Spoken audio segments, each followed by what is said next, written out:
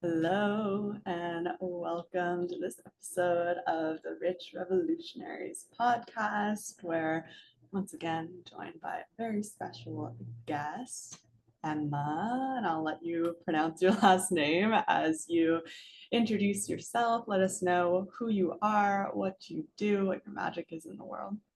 Yeah, my name is Emma Schuster, and I am a corporate dropout. And I am coming into the world now as a trauma trained somatic practitioner, and I help guide women back to their worth, back to their safety in their body, and increase their capacity to hold activation and increase their capacity so that they can create the lives that they deeply dream of. Beautiful. Mhm. Yes. So,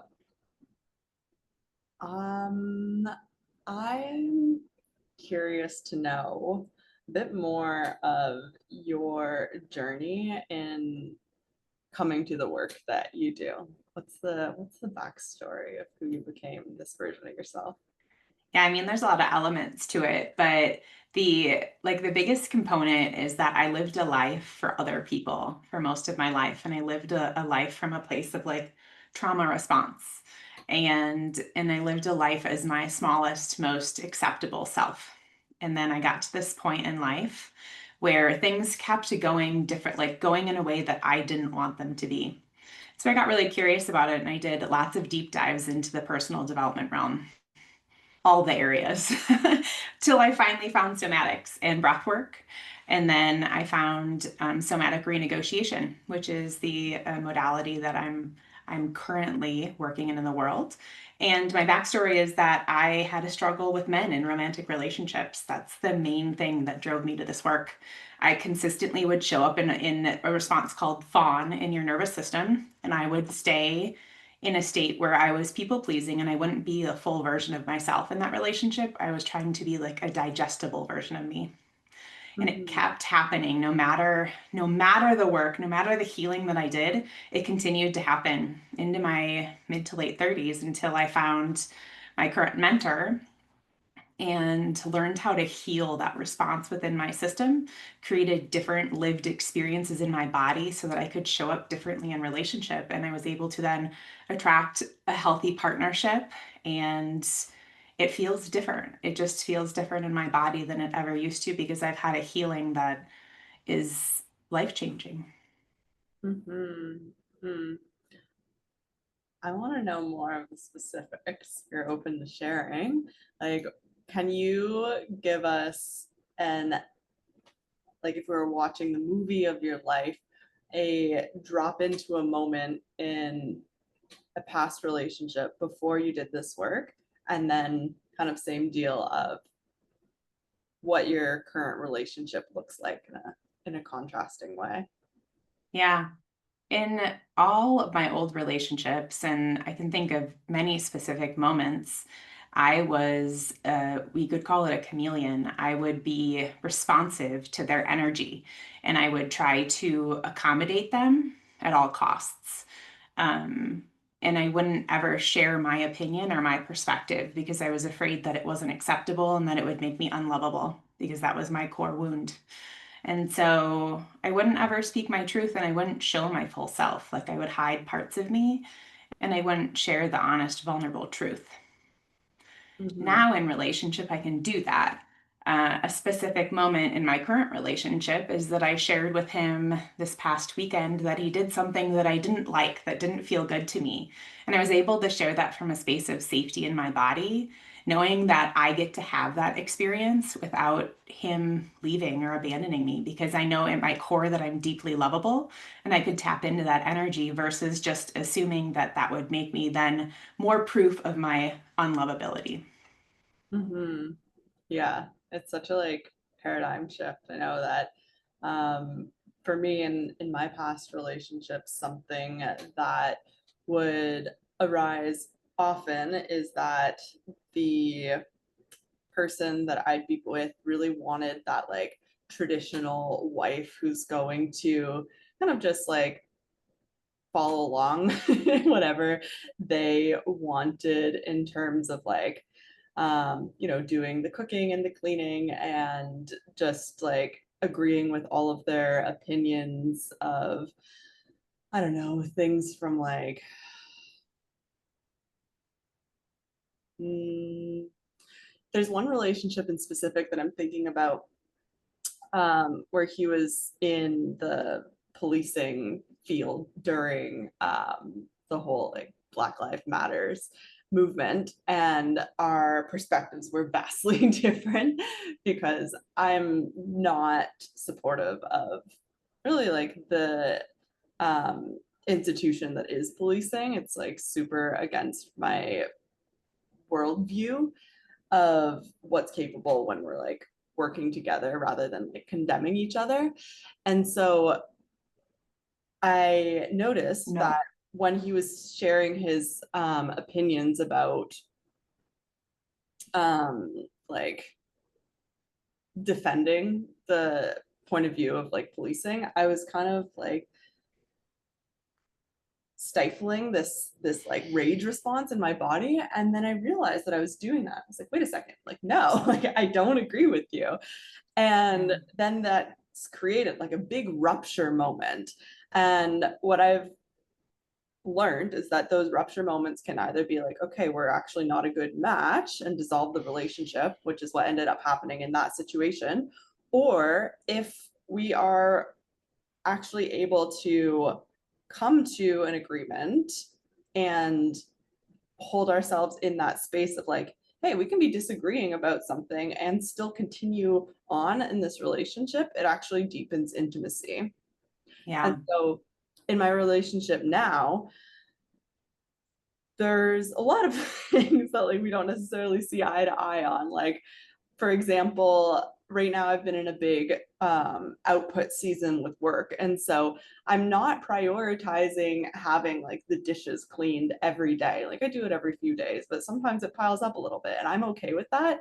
And like he really doesn't like it. So historically, I would have just like done the dishes to please him because it's like a simple thing, right?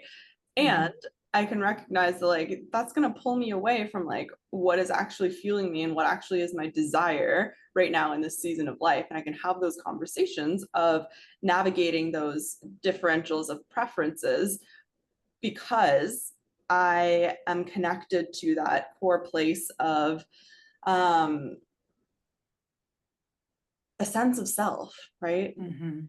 Whereas Yeah. before it was just like this unconscious merging energy with the other person. And so I'd love to hear like a perspective of a client case study of what it looks like in your world to actually get into the specifics of renegotiating patterns like fawn and freeze in relationships. Yeah. Yeah, so a lot of what we do is working with specific experiences that are coming up for them. So I had a client come in recently and she was struggling with something with her partner where one of her deep beliefs is that her feelings don't matter. And Mm. that was showing up in her partnership and she wasn't sharing her feelings because she didn't believe that they mattered. And so she came in and she would talk about it and I would witness the activation in her system and we would then work with that activation to experience the expanding of the activation and then the back to safety so that her body could work through this thing called pendulation, where we would tap into safety. She would know what that would feel like. We would work with the activation, and then we would potentially increase it and add in maybe what's called an intervention, which helps resolve the trauma. So it's really a conversation, but then a tapping into the body and going into, all right, where does this activation lie? What does that look like? What sensations are a part of that? And then working with different slowing, increasing it or slowing it down and playing with that to see what her system needs to create resolve in that area. Mm-hmm.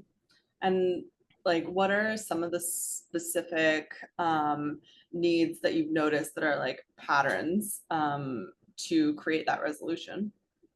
Yeah. So a lot of it has to do with childhood and it's going back to specific memories and bringing in one thing is called an empathetic witness that we like to use and bringing in and creating that witnessing and then rewriting within their system that that doesn't have to be the way that it is, and it's okay to be safe, and it's okay to rewrite these beliefs within their system. So we use that. We also use a lot of things within the body. If we're working with fight, which is another sympathetic activation system, we push on walls, we pull towels, we work with what's present to try to create resolve in the body. Flight usually is that someone wants to get the heck out of Dodge and they want to leave that room. So you can even play with that and be like, okay, orient towards the exit. What do you notice in your body when you notice that the exit's right there and you have the permission to actually find that exit and leave? Like, what do you notice in your body? What does that create? So it's really playing with what's coming up and seeing what happens in response to a lot of those things, and seeing if that works. Mm-hmm. Mm-hmm. Yeah, it's reminding me of like how this can happen organically too once you start to work with these tools. I did Mm-hmm. a lot of somatic therapy for like 3 years, like weekly, and then trained in a few modalities and developed my own for a while. And I remember I'm having this memory triggered of one time in a yoga class where like a lot of my flight response came up, and from my experience of it was most of the time I didn't have like a cognitive um, match to the sensation. It was more just like I'm feeling this sensation, like I got to do something with it. And so I actually got in my car after that yoga class and like drove just out of the town that I lived in. And then I got, I don't know, like 20 minutes out. I'm like, what am I doing? And then later brought that into a session with the person that I was working with to do this like trauma integration work. And I was criticizing myself for Mm-hmm. that response. I was like, oh, it's my flight response. And so I'd love to hear you talk about how we can like compound um our like nervous system responses with that criticism, and like where we're trying to like do more versus be that empathetic listener.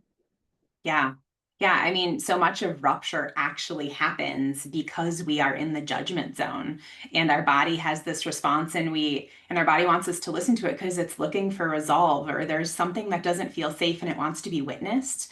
But the reality is when that judgment comes in, that's when rupture continues to happen. And that's when that stuck pattern continues to persist because we can't see it for the call that it is, right? It's asking to be witnessed. It's asking to like be heard and to be seen and to actually follow that. So that's often when that happens, is that compounds, that does it. It continues then in your system. It'll show up in more ways. Your body will have another trigger that will happen. And then like you did in yoga class and you're like, man, I need to get out of here, but you don't understand it. And it really just needs curiosity and to be witnessed and to be with and to be held to be able to resolve that in the system. Mm-hmm. Yeah. Yeah. The keyword that sticks out for me there, what you just said, is curiosity.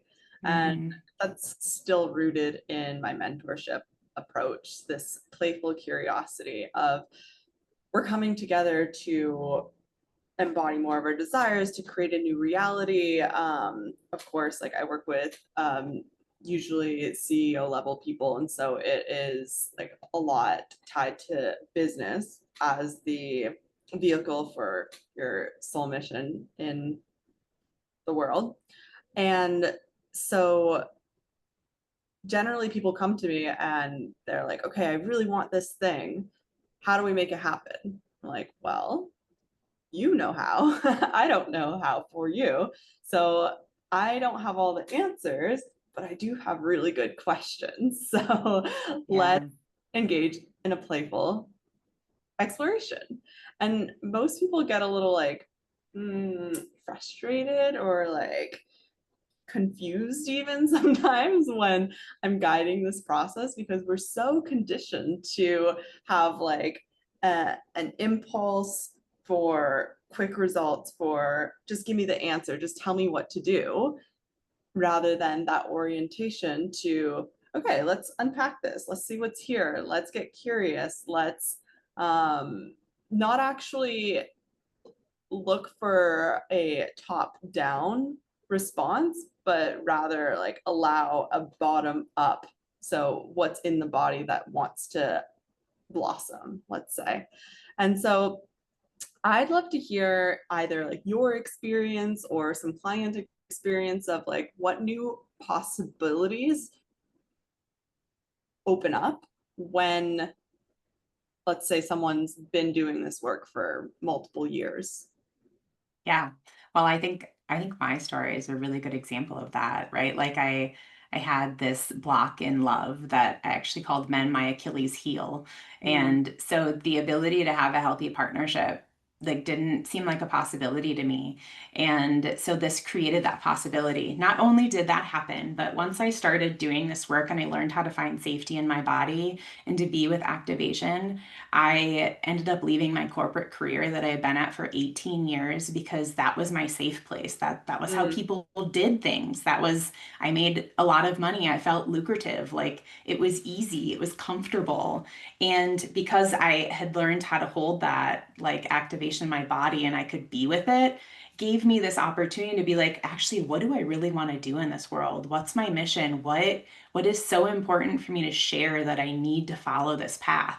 And so I mm, was able to leave that corporate job and did it in a way that felt really good and kind and loving to me, as opposed to just like bolting and then talking shit about them, right? Like there's so many ways that it can be done, but I did it in a way that felt really authentic and true to me. And then I mm, also ended up leaving a state that I'd been at for 40 years because I felt like I was supposed to be there. I felt this obligation to be and also the comfort zone. So it's really allowed me to increase my comfort zone and to do things that maybe I wouldn't have done in the past, even though I deeply wanted to, out of fear.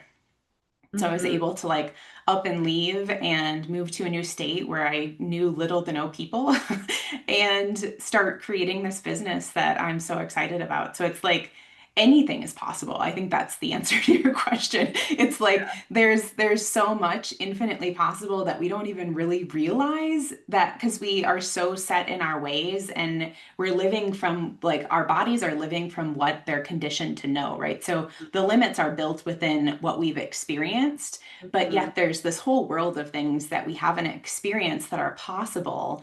It's about learning and giving our body the opportunity to believe that you can experience it. mm. Yes. Yeah. When you're talking about opening up to infinite possibility, what immediately arises in my mind, and my body, is that that is the definition of wealth, right? It's that Mm. option to choose from infinite possibility in any moment. And here on the Rich Revolutionaries podcast, this is a archetype that has come through my work, and I define the rich revolutionary building wealth, that infinite choice of possibility in any moment, from the inside out, as being rich in unconditional love, rich in Mm. vibrational truth, and rich in authentic power. And so I feel like you've touched on a few areas of those in what you just said. And I want to unpack a little bit more of what is your definition of healthy love? Because I know this can Mm. like greatly vary in range depending on where someone is at in their life circumstances, in their self knowledge, in their yeah, just experience with more and more and more love, and actually being open to receiving that. Yeah. I mean, healthy love is changing and evolving for me because I didn't know it even existed to start with. So, the way that I'm currently experiencing healthy love is within safety, right? This ability to be vulnerable and to be witnessed and fully seen, and to give that space for my partner as well. And so, like that type of intimacy and bonding where we can have like hard conversations and vulnerable truths, that's what healthy love looks like for me, along with alignment with the type of lives that we want to create and what that looks like. And not from a place of like structure and does it fit from the outside, but does it feel good from the inside? And are we showing up from a place of like secure attachment and like interdependence is a word that lands for me when I think about healthy love. Is I don't want to be codependent and I don't want to be independent, but I want to be interdependent. I want to have me and you and us. Like I want this ability to have each individual self, but also this union that gets to create an overflow with love and expand. Mm-hmm. Mm. Yes. Yes, yes, yes. I talk about this concept of mutual flourishing a lot in my world, and it came through initially when I was studying psychology of the couple in university. Mm. And when this concept was introduced, I just like lit up and like, yes, that's it. That's the thing that I want to talk about forever. And it really is that like what Carl Jung would describe as individuation, not as being like a separate individual, but fully self-actualizing in who you came here to be in connection with another person who's on that same journey. And the image that always comes to mind is like plants, they're like furling together and like growing towards the sun, growing towards their potential. And as interdependent as they are still like their own essence. And yes. So where do I want to go with this? I Okay, love that.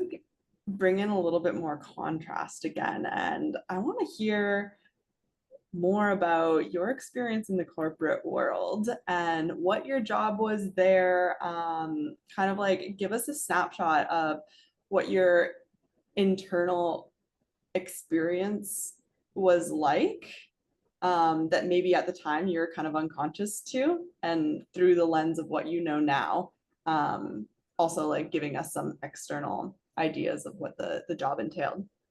Yeah, for sure. So it's interesting talking about wealth too, because I came from the wealth world. I was in finance for a background. So that brings in a lot. And I've done a lot of exploration around like, what does wealth look like? So that's why I just adore your mission too, because Mm, of that piece of it. So the corporate world, I joined it in college. Like this company that I worked at, I was in college when I joined and very impressionable, right? I wanted to get the job. I wanted to be what they needed me to be.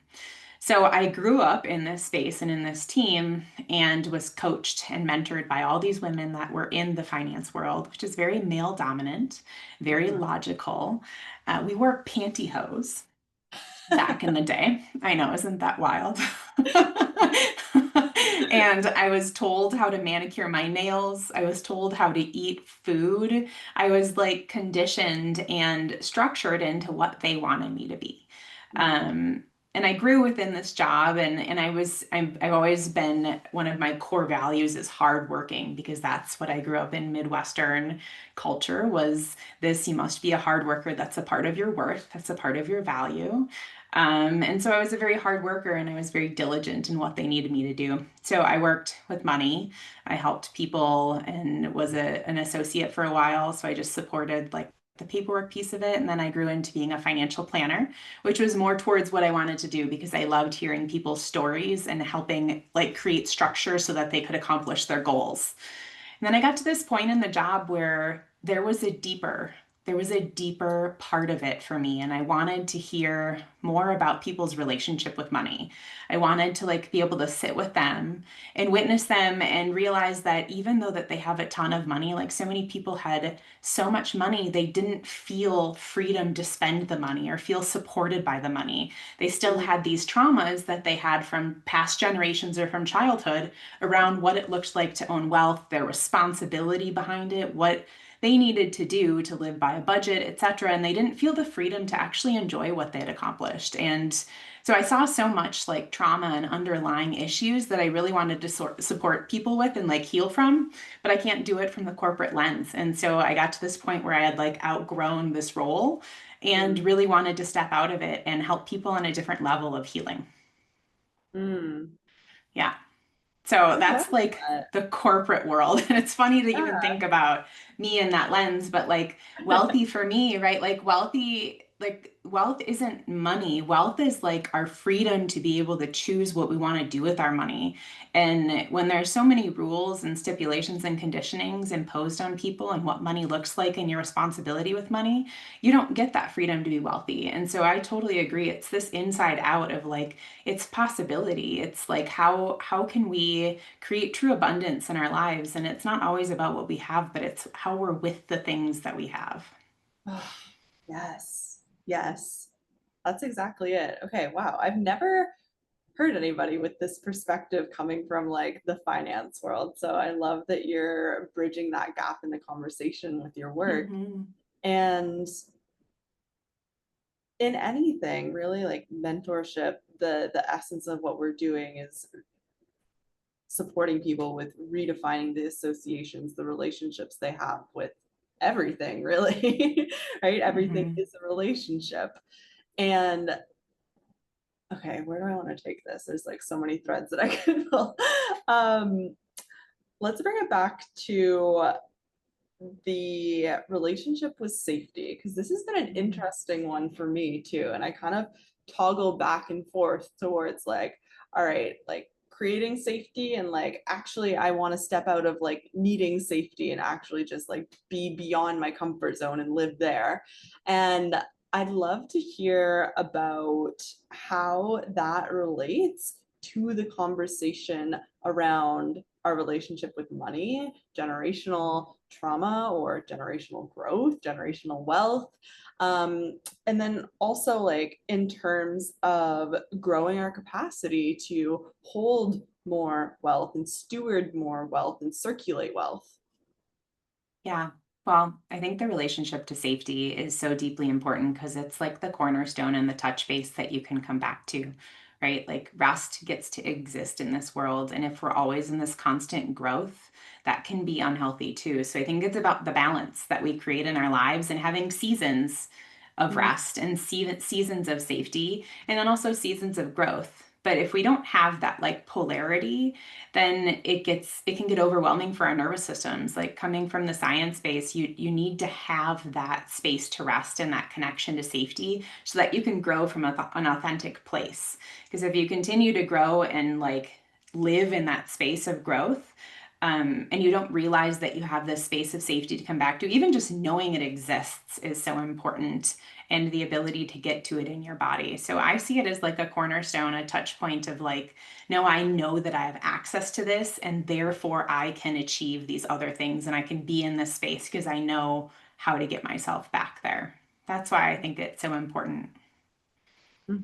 I think this is another like gap in the conversation, right? When so many people are talking about exponential growth and stretching your capacity. And what I've found to be most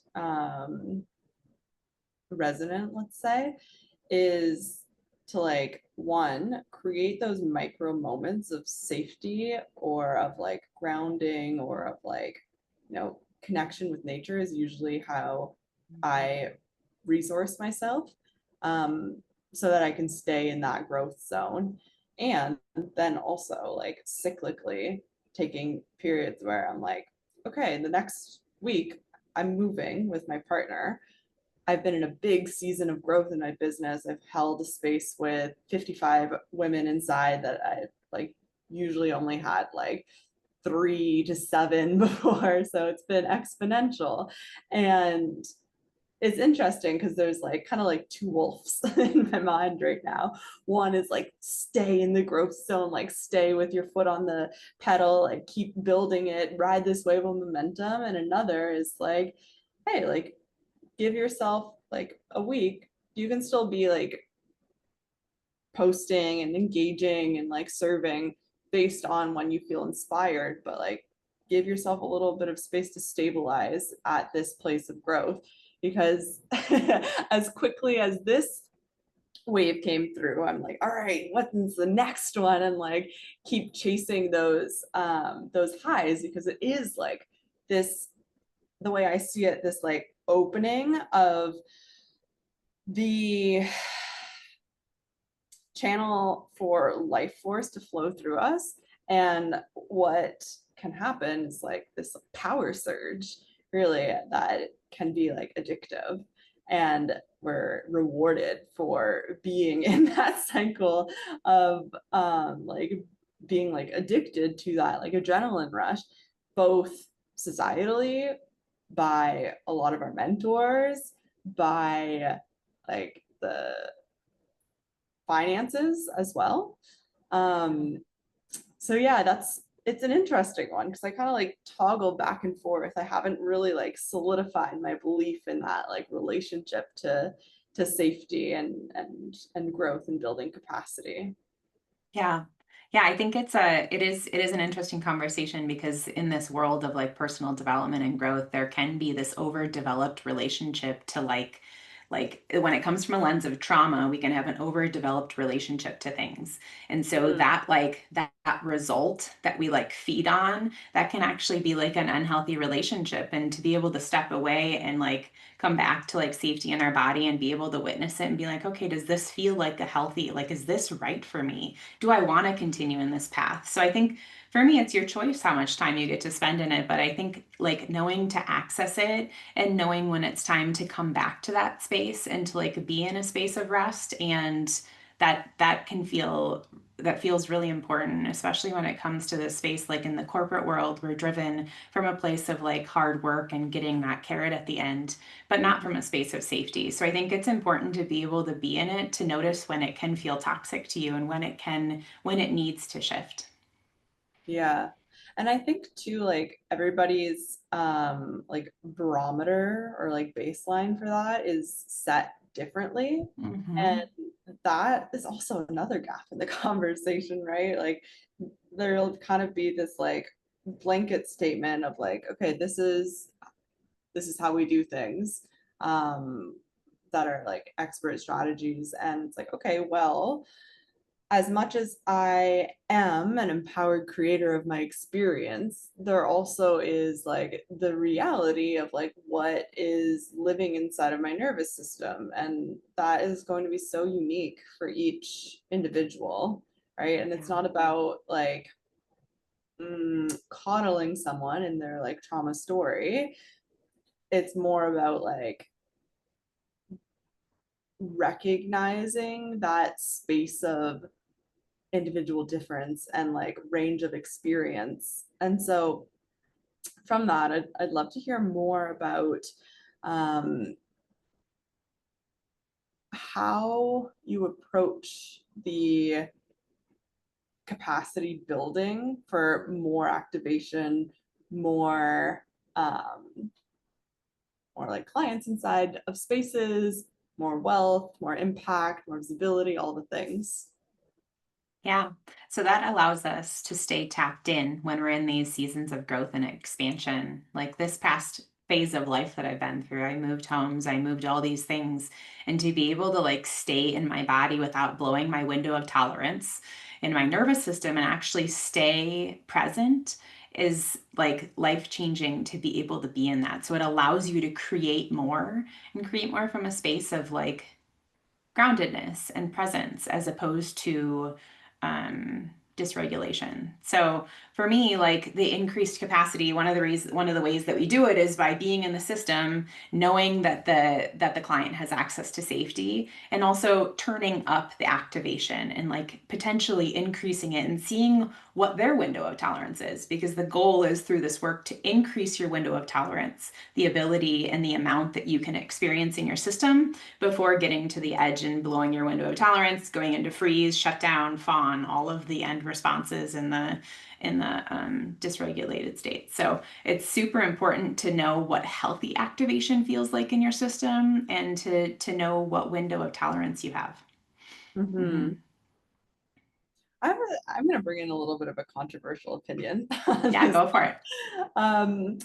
because some of the most transformative experiences of my life have completely blown me outside of my window of tolerance and resulted in that like freeze shutdown response.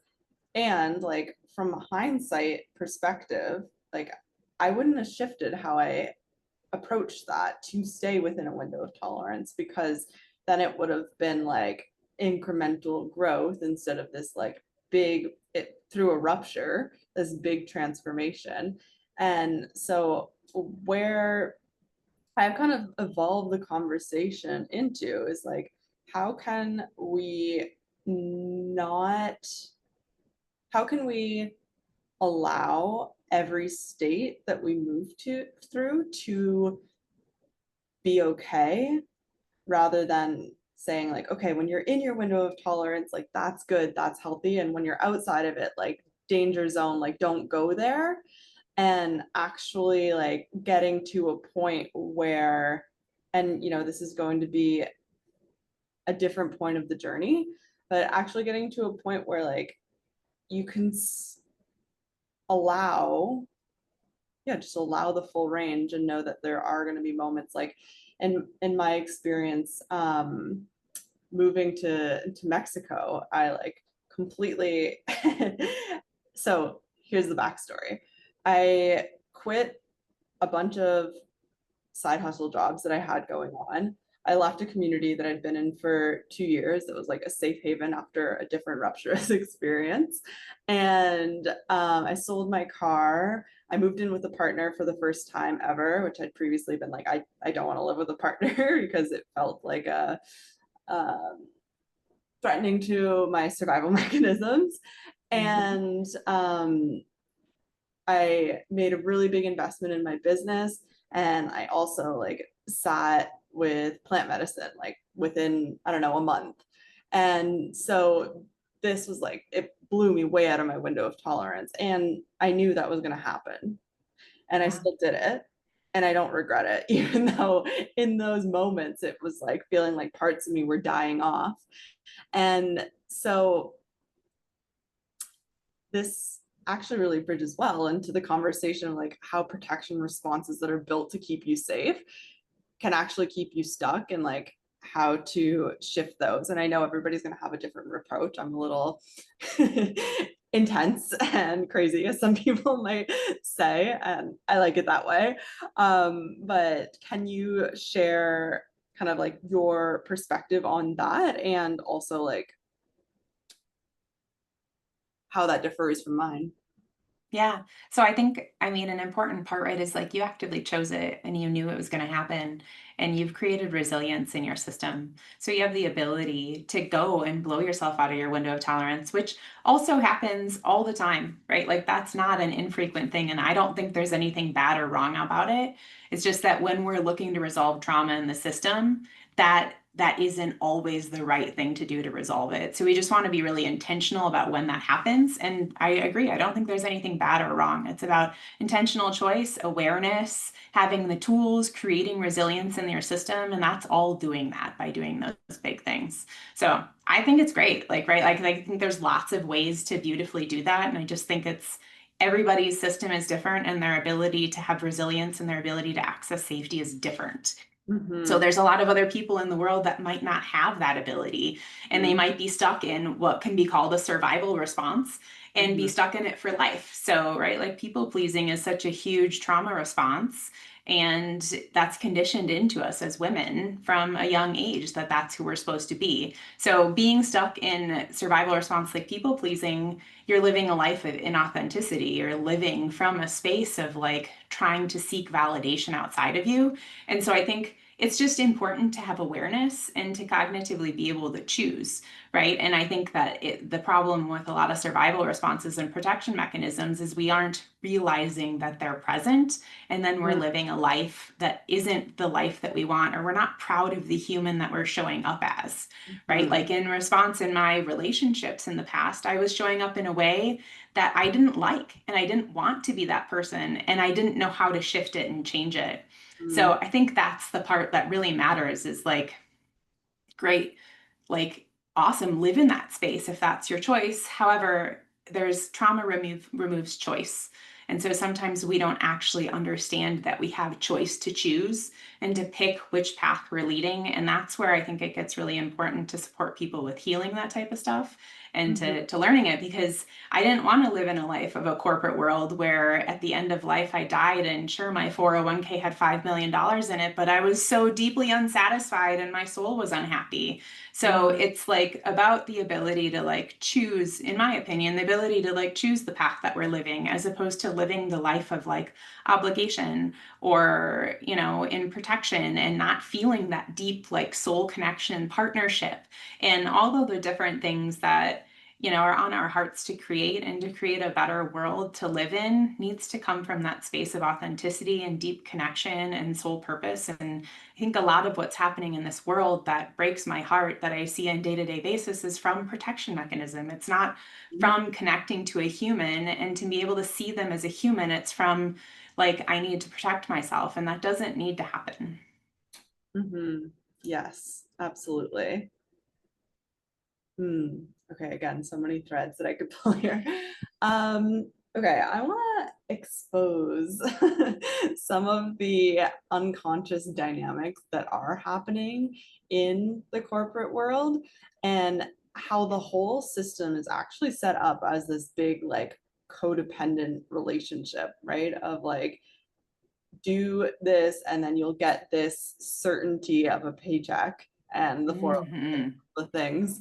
Um, and then like how terrifying it can be to leave that perceived safety and actually that what is perceived safety is actually bondage and what is actually perceived terror is freedom and how we can like start to shift the relationship to that to create that better future.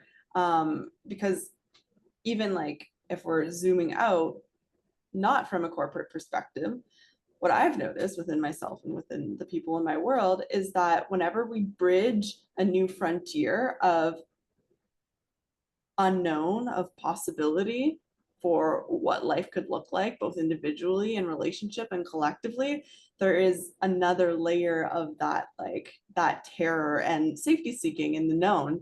So, okay, that's a multi-layered question. Let me clarify. I'm like, oh, what part am I going to answer? um, so layer one is yeah, shedding light on the unconscious power dynamics, let's say in corporate, and then I'll bring in question two afterwards. Yeah, I mean, there's such a power dynamic. I worked in a team where, right, like you showed up and gave your full self and your heart and everything, and yet the culture was not great, right? Like people actually don't care about each other all that much, or maybe they do, but it's with the what can you provide me, right? It's not from the space of like authentic connection, it's from the space of like, okay, you're like actually like a robot, like trying to create this outcome for me so that I can make more money and then I pay you a piece of it based upon what I choose. So there's little no freedom when it comes to that. And it comes from, I mean, I don't patriarchy, right? Like that whole context of like I am in charge and you show up and work for me to get a paycheck and I control what you do. And there's just all sorts of like toxic manipulative, you know, context within that where there isn't actually open dialogue and hard conversations had and like true connection built. It's from a place of like how much money can we make and what's the cheapest way to make that and how can I make people happy enough to continue showing up and create this like loyalty. Mm. The word loyalty is really gray for me. I don't love that word. There's a lot of like negative association in my body around loyalty, and do it from a way of like how can this person be the minion that I want them to be to create the outcome that I'm looking for. And so there's I mean there's I'm still I'm like 4 months out of corporate. So like talk to me Oh, again in a year gosh. and Yeah. and I'll be able to probably debrief so much of it. But like Uh-huh. this, forced like time that you're supposed to be there, the location you're supposed to be there, like I think there's just so many expectations that are put out in the world, and it's not based upon actually taking care of the human and their core needs and what they need to flourish or belong. It's actually like, how can I get the most out of this human um, in a way that I need them to perform? Yes. Yeah, you painted the picture like so clearly there. And it's interesting because when I started this podcast, I was not at all thinking we are going to talk about like corporate dynamics. And I feel like it's an essential part of the conversation when we're speaking about creating wealth from the inside out, because even when we're entrepreneurs, these power dynamics are so ingrained in the collective unconscious that we can start without meaning to leading our businesses in that same way that is just kind of like a copy paste with a different mask. And Mm-hmm. so I feel it's really important to um, expose like what exactly are the dynamics that are at play so that we can have that choice to create a different reality, different structures, different systems, which are widely differing from what I like to call the basic bitch business playbook, which is basically just like corporate framework with like shiny feminine marketing on Yeah. one end. And Yeah. so when we're actually doing this deeper work, getting into the body of like, okay, what are the energetic currents? What are the relationship dynamics that are at play? Then I want to talk about like, you know, generations forward. What new possibilities do you envision opening up for, like, let's say our grandchildren's generation through the work that we're doing now? Mm. That's a good question. And one that I don't know that I've spent a lot of time thinking about. Like I've done a lot of comparison in the back context of like what created what we're experiencing today, and the fact that really like survival was the goal back in the day. So like we're in this new area of like, all right, there is more possibility, there is more choice, there is more freedom. And so I think what this work will do with helping people with their regulation is actually like having people show up in a more connected and loving presence, and creating a world that doesn't have to be about me or you, but it's more about we.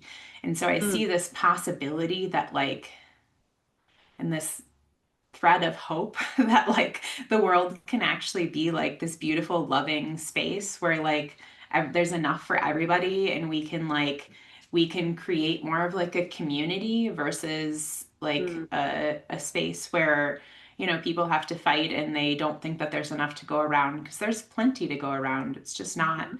it's not landing equally, or more equally through people. So I just think that there's so much growth that can happen with like getting deep down into who we are and what makes like what's important to us, and breaking down those walls and protection mechanisms, and like hoarding that we need to think to create safety. When we know that we can actually create safety in our body, then we're free to give more to others, right? Like Mhm, if we don't know what that safety feels like, we need to hoard the money or mhm. hoard the resources. But if we have the ability to like create safety and know that there's going to be more, it gets to be shared and it gets to be redispersed to people. And I just think that there's so much possibility to create just a happier, more loving, soulful place to live, where we Yes. actually take care of Mother Nature. I'm sorry, that's the part that like irks the Yeah. shit out of me, is like climate, like this earth that we're living on, we've like raped and pillaged her, and it's like she doesn't Mhm. have to be treated that way. And it just like it breaks my heart to like look and see what we're doing. And like there is such possibility that we could do a better job taking care of her because she's our home. And like, I just think that we are so disconnected from those things, like what we eat, where we live, what, let's actually open our eyes and look around us and take care of the home that we have and the people that are around us. Mm, yes, yes, you're speaking my language. This is what I like to call a new earth vision. Mm-hmm. And in my world, that's where we start. I actually get people to act, to be in that space of visioning and contemplation of, okay, like what, forget about 10x, what's your 100x new earth vision? And can we reverse engineer how we're showing up in our relationships, in our business, within ourselves to align coherence with that? Mm-hmm. And so exactly what you said, like there are enough resources for everyone, and it's a matter of reallocating those resources. And some of the wealthiest people are in the most state of scarcity, right? With Yeah. that hoarding response.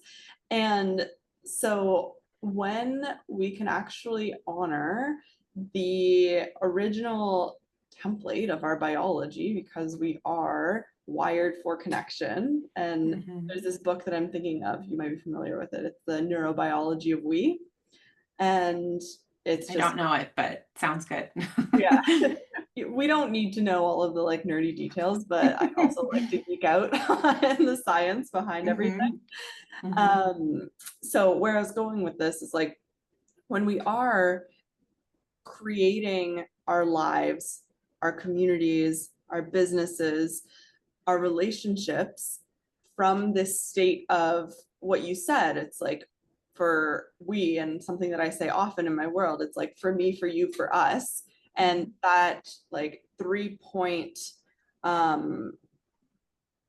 why, I guess we could say, creates a cycle of reciprocity rather than being in a like give and take dynamic that is very transactional and linear. Mm-hmm. So what becomes possible when we're building everything from this energetic of cyclicality and reciprocity? And I love that you wove in like, hey, like the earth, because the earth is the macrocosm of the microcosm of like our bodies, right? Like we are Mm-hmm. built of the same thing, and that relationship is a mirror. And so like our food, our water are like have been created in these systems that, you know, are just kind of in that field of the collective unconscious, where most people don't really even give it a second thought of like, oh yeah, like Right. why do I have to pay more and more and more money for quality food, and why do I have to pay more for food that has less bullshit in it? And Right. like what's up with like becoming a landowner being like only available to like 1% of the population, and there being like so much bullshit in the water too. A lot of the people in my world are actually like water girlies, as I like to call them, who are actively like leading the charge on getting people cleaner water. And Mm. so what becomes possible, like 100x vision, when we're building in reciprocity, in connections, considering our relationship with the earth, considering access to clean food and water. What I've tapped into and what I call my farm vision is creating a new model for like reweaving the village essentially. And I'll Mm. like talk about this forever on any time I'm on any type of stage, because this is like my big why for everything that I do. And the model is like a residential eco retreat center essentially. And so each person that is a founder of this initiative is going to be rooted in their soul purpose and pouring forward into building like the community that is there, with a permaculture food forest, with a communal kitchen, with the retreat center space that each person gets to have their offerings in. I've even like expanded it to include like birthing centers and a holistic, not holistic, sorry. Well, yeah, holistic too, unschooling, jungle schooling program for children. And really like every touch point of the systems and structures that we clearly see, like right in front of our faces, if you're aware to it, are falling apart at the seams, like the healthcare system, the food, water system, the like even like creating sacred economies in this way so that there isn't this like codependency with the financial system, because that's a whole other podcast that we could have about, Oh my God, you yeah. know, how credit and banking works and how we're all just cash flow assets for the bank.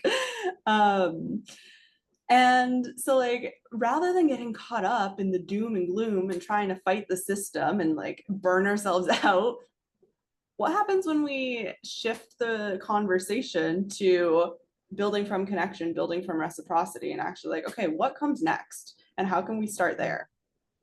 Yeah, because that makes it actually possible. Because if we're just so focused on the frustration of what currently exists, then nothing will ever change. It'll Yeah, just make people like frustrated and angry because you're yeah, focusing on the wrong thing. Like energetically, you really have to be able to pivot and see the possibility and be with what's potential and like create from that space, from that connection. Because then it will literally never change if life, like if people lead from the place of like what doesn't exist to what, you know, without building what needs to exist. So I love your idea. There's this mhm, place in Costa Rica that I visited called Tohi, and it was like a retreat center. It was absolutely amazing, and it was built like with that idea, that perma, like all of it, like built from the land. And I just like I adore and desire to build and create like a retreat center. A friend of mine had been talking about it for a long time, and that's a vision that I have too, is like creating spaces where we can be like actually connected to what mhm. what our resources are.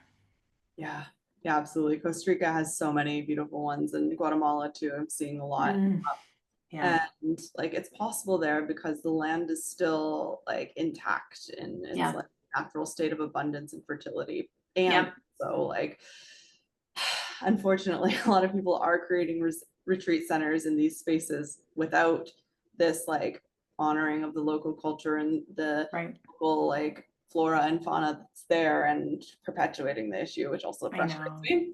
I actually had an experience when I was living in Costa Rica where they were like clear cutting a part of the jungle. Oh, I know exactly. That's I actually was. I sat down on the hill and I cried. yeah. It was that full body, like no. Even now Yeah. thinking about it, I'm like, ah. Yeah. So, yes. Another part of this conversation too is like when our focus is so much on fixing the past or like solving problems, it's still that same like loop of frustration. Either if our like focus is solely on like what's here presently, what's in the past, and like people are like, be present. Yes, be present, but like be present with the intention of like where you're going, you know, what we want Hmm. to create. Because like you said, energetically, when that is coherent, it becomes an inevitability rather than like a fantasy or like wishful thinking of like hope and faith for what though, right? Hope and faith Yeah. is powerful when they are aligned with a Applied. clear applied, yeah, aligned with a clear vision and inspired action in community, right? Because for so Yeah. long I was trying to go at this on my own. It's like, oh, actually, like I could never create this on my own because I'm not meant to, right? Yeah. Yeah. And Mhm. what's the point of doing it alone, right? Like I think that there's so much beauty in like different sights that can come in from different people and different visions, and like the best creations come from multiple people. So I totally see that. And I think also like when you talk about healing, healing happens in community. Healing doesn't happen in individual experiences. Healing happens when you have a witness and presence from others to help you heal. Like it can't happen alone. It just Yeah. can't. Yeah, exactly. And then like the next evolution of the conversation is like from healing to creation, right? Like Hmm. creation also like is not something that's happening alone. And so many of us in our businesses are operating in these like silos of experience where Yeah. we might be in mastermind spaces where we like plug into a call for a few hours a week and then like go off and implement on our own. It's still like more of the same with a different mask Yeah. type of vibe. So that's also something that I like to like weave into my business model and structure and what I'm calling um, New Earth architecture. Mhm. Yeah. So I love it. yeah, ooh, I'm so excited for all of the things. And we're coming up, exceeded the hour mark. So thank you for being here, being present, showing up with your energy and your time to pour into this space. And I'd love to give you an opportunity to share more about how people can find you, what offers you have on, any upcoming events, just like share your world. Yeah, I'm still like I have one-on-one spaces currently for people. So I have one-on-one mentorship, and I'll send you the link so you can drop that in the show notes. I'm on Instagram. I'm Emma Schuster, and then I am in the current process of creation. So I'm creating a group experience to work to help women reclaim their worth. That is the work that I want to do and hold women through this, like resetting their foundation of who they are so they can create from this space of safety and increased expansion so that they can create a different life and different relationships and different presence in this world. And so my group spaces are coming and I'll be leading some master classes later this year. So one-on-one is the current option to work with me as I build out more spaces. Mm-hmm. That's so exciting. Um, Mhm. something that just came to mind. Do you know Maria? Maria, the leader on Instagram? I've heard of her. Yeah, I feel like that would be a key connection for you. She's Okay. working with a similar mission of Mm. exactly everything that you said of building out that like inner worth to create external wealth. And that's her whole Mm. movement is the worth wealth movement. So I feel like, yeah, that's just like a little thing that I wanted to bring forward into the conversation too. Thanks. I'll Um, touch base with her. And then, yeah, for us too, I'd love to stay connected and yeah, see what comes of just knowing each other more and more. Yeah, I love your vision. It was really nice to connect with you and hear what it looks like. It sounds so fun and super aligned. Thank you. And thank you for having this conversation and getting to know each other through Yeah. the medium as well. Yeah. My pleasure. Mhm.